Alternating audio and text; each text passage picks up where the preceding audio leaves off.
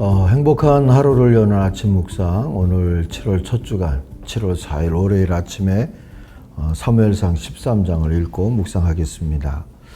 사울이 왕이 될 때 40세라 그가 이스라엘을 다스린 지 2년에 이스라엘 사람 3,000명을 택하여 그 중에서 2,000명은 자기와 함께 믹마스와 베델산에 있게 하고 1,000명은 요나단과 함께 베냐민 기브아에 있게 하고 남은 백성은 각기 장막으로 보내니라. 요나단이 게바에 있는 블레셋 사람의 수비대를 치매 블레셋 사람이 이를 들은지라 사울이 온 땅에 나팔을 불어 이르되 히브리 사람들은 들으라 하니 온 이스라엘이 사울이 블레셋 사람들의 수비대를 친 것과 이스라엘이 블레셋 사람들의 미움을 받게 되었다 함을 듣고 그 백성이 길갈로 모여 사울을 따르니라. 블레셋 사람들이 이스라엘과 싸우려고 모였는데 병거가 3만이요 마병이 6,000명이요 백성은 해변에 모래같이 많더라. 그들이 올라와 베다웬 동쪽 민막스에 진침해 이스라엘 사람들이 위급함을 보고 절박하여 굴과 수풀과 바위 틈과 은밀한 곳과 웅덩이에 숨으며 어떤 히브리 사람들은 요단을 건너 갓과 길르앗 땅으로 가되 사울은 아직 길갈에 있고 그를 따른 모든 백성은 떨더라. 사울은 사무엘이 정한 기한대로 이레 동안을 기다렸으나 사무엘이 길갈로 오지 아니하매 백성이 사울에게서 흩어지는지라. 사울이 이르되 번제와 화목 제물을 이리로 가져오라 하여 번제를 드렸더니 번제 드리기를 마치자 사무엘이 온지라. 사울이 나가 맞으며 문안하매 사무엘이 이르되 왕이 행하신 것이 무엇이냐 하니 사울이 이르되 백성은 내게서 흩어지고 당신은 정한 날 안에 오지 아니하고 블레셋 사람은 믹마스에 모였음을 내가 보았으므로 이에 내가 이르기를 블레셋 사람들이 나를 치러 길갈로 내려오겠거늘 내가 여호와께 은혜를 간구하지 못하였다 하고 부득이하여 번제를 드렸나이다 하니라. 사무엘이 사울에게 이르되 왕이 망령되이 행하였도다. 왕의 하나님 여호와께서 왕에게 내리신 명령을 지키지 아니하였도다. 그리하였더라면 여호와께서 이스라엘 위에 왕의 나라를 영원히 세우셨을 것이거늘 지금은 왕의 나라가 길지 못할 것이라. 여호와께서 왕에게 명령하신 바를 왕이 지키지 아니하였으므로 여호와께서 그의 마음에 맞는 사람을 구하여 여호와께서 그를 그의 백성의 지도자로 삼으셨느니라 하고 사무엘이 일어나 길갈에서 떠나 베냐민 기브아로 올라가니라. 사울이 자기와 함께한 백성의 수를 세어보니 600명가량이라. 사울과 그의 아들 요나단과 그들과 함께한 백성은 베냐민 게바에 있고 블레셋 사람들은 믹마스에 진쳤더니 노략군들이 세 대로 블레셋 사람들의 진영에서 나와서 한 대는 오브라길을 따라서 수알 땅에 이르렀고 한 대는 벳호론 길로 향하였고 한 대는 광야 쪽으로 스보임 골짜기가 내려다 보이는 지역길로 향하였더라. 그때 이스라엘 온 땅에 철공이 없었으니 이는 블레셋 사람들이 말하기를 히브리 사람이 칼이나 창을 만들까 두렵다 하였음이라. 온 이스라엘 사람들이 각기 보습이나 삽이나 도끼나 괭이를 벼리려면 블레셋 사람들에게로 내려갔었는데 곧 그들이 괭이나 삽이나 쇠스랑이나 도끼나 쇠 채찍이 무딜 때에 그리하였으므로 싸우는 날에 사울과 요나단과 함께 한 백성의 손에는 칼이나 창이 없고 오직 사울과 그의 아들 요나단에게만 있었더라. 블레셋 사람들의 부대가 나와서 믹마스 어귀에 이르렀더라. 아멘. 늘 욕심이 문제다. 오늘 묵상의 제목입니다. 14절이 요절입니다. 주님께서 임금님에게 명하신 것을 임금님이 지키지 않으셨기 때문에 주님께서는 달리 마음에 맞는 사람을 찾아서 그를 당신의 백성을 다스릴 지도자로 세우셨습니다. 사무엘이 사울을 좀 나무라면서 했던 그런 이야기죠. 자, 이 본문 13장은 사울 왕에 대한 프로필로 시작합니다. 1절에 보니까 40세 왕이 되었다 그러는데 세번역은 30세라고 정정되어 있죠. 그렇게 하고 42년 동안 다스렸다 그럽니다. 사울이 생각보다 오래 왕위에 있지 않았습니까? 어쨌든 왕이 된 사울이 가장 먼저 한 일은 상비군을 만드는 일이었어요. 2절 보니까 규모는 한 3,000명쯤 되는데 그 가운데 2,000명은 자기가 직접 믹마스와 베델 산지에 주둔시켜서 다스렸고 1,000명은 요나단과 함께 베냐민 지파의 땅 기브아에 주둔을 시켰다. 그렇게 나옵니다.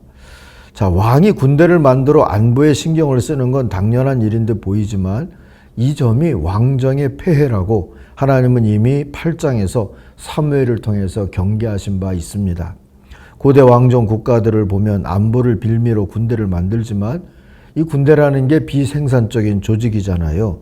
이 군대를 유지하는 데는 비용이 그래서 많이 들죠. 왕들은 군대를 유지하고 키울 명분과 이유를 그래서 찾아야 했습니다. 세금을 더 걷든지 아니면 세금 낼 인구를 늘리기 위해서 전쟁을 하게 되죠. 강한 군대가 강한 왕권이라는 논리는 명칭과 명분만 다를 뿐 현대 사회에서도 여전히 통하고 있는 얘기 같아요.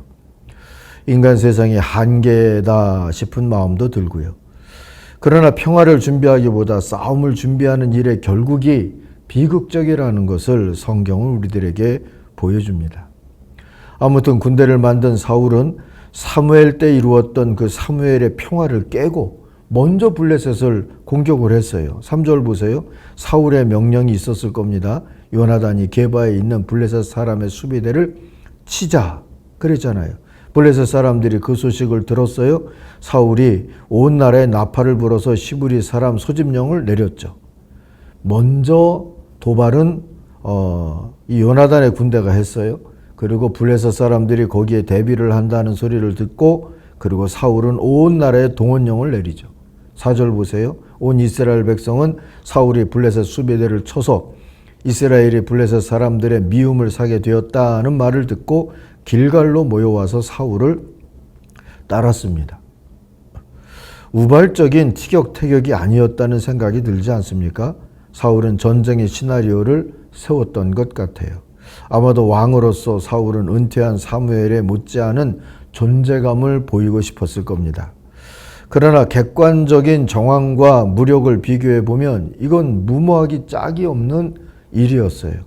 우선 사울의 군대가 얼마라고 그랬죠? 3천이라고 그랬잖아요.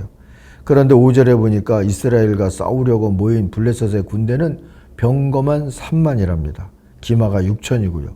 보병은 바닷가에 모래알처럼 많아서 셀 수도 없었다 해요. 게다가 블레셋 군대는 철제 무기로 무장을 하고 있었어요. 사무엘이나 사울 때의 가나안 땅에서 철을 다룰 줄 알았던 민족은 블레셋밖에 없었어요. 그래서 철제 무기로 무장한 상비군을 운영한 나라는 이 블레셋뿐이었죠.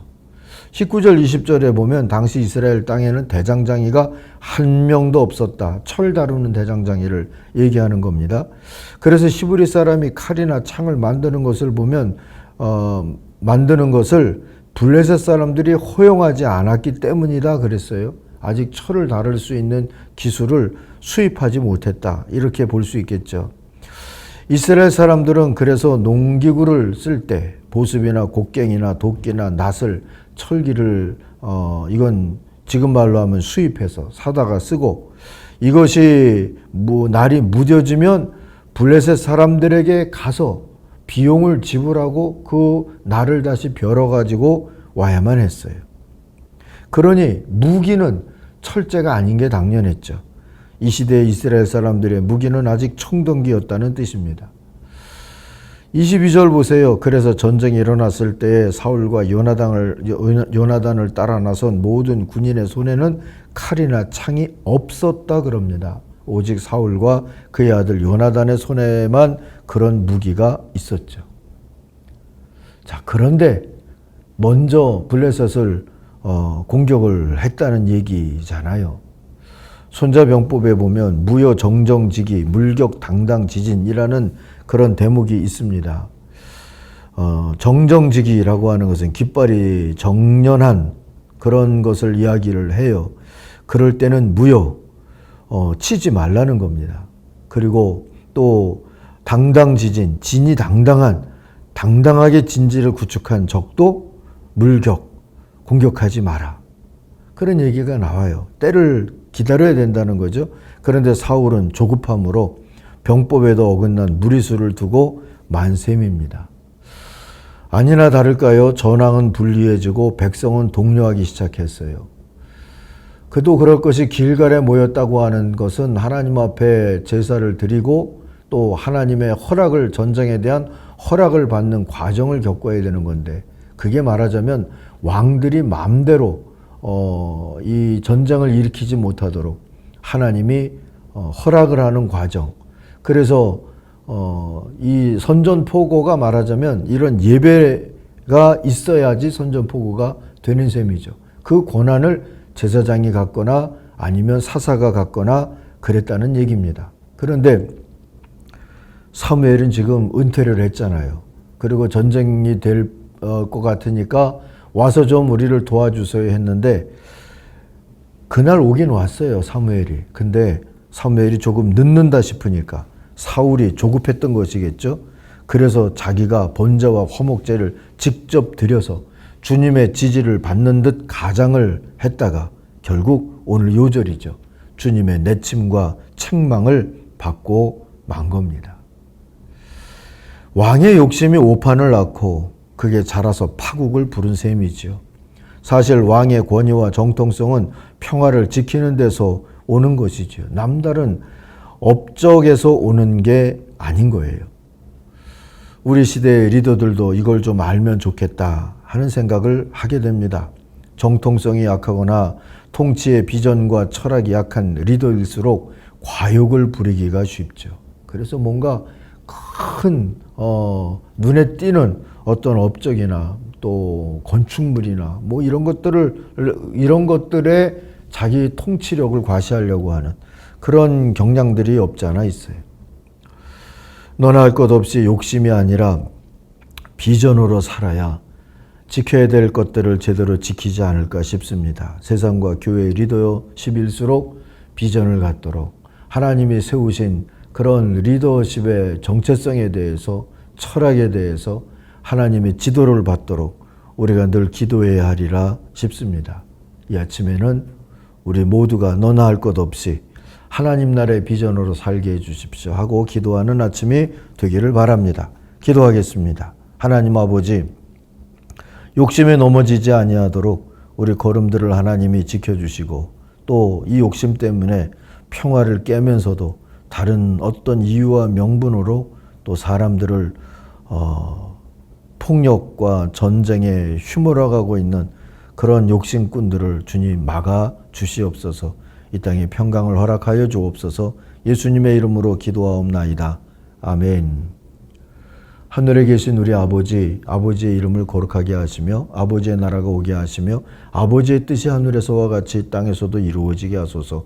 오늘 우리에게 일용할 양식을 주시고 우리가 우리에게 잘못한 사람을 용서하여 준 것 같이 우리 죄를 용서하여 주시고 우리를 시험에 빠지지 않게 하시고 악에서 구하소서. 나라와 권능과 영광이 영원히 아버지의 것입니다. 아멘. 각자 기도하겠습니다.